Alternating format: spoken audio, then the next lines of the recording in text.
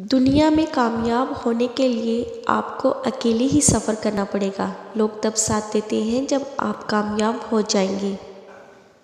والدین کی باتوں پر اتنا تو یقین رکھیں جتنا آپ دوائی پر یقین رکھتے ہیں۔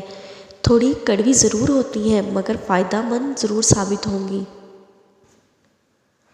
آج مشکل ہے تو کل آسانی ضرور ہوگی، کیونکہ اللہ تعالیٰ نے قرآن پاک میں خود فرمایا ہے کہ بے شک مشکل کے ساتھ آسانی ہے۔ وقت جب پلٹتا ہے تو سب کچھ کر دیتا ہے، اس لیے اچھے وقت میں کبھی گھمنڈ نہ کریں اور برے وقت میں کبھی صبر مت چھوڑیں۔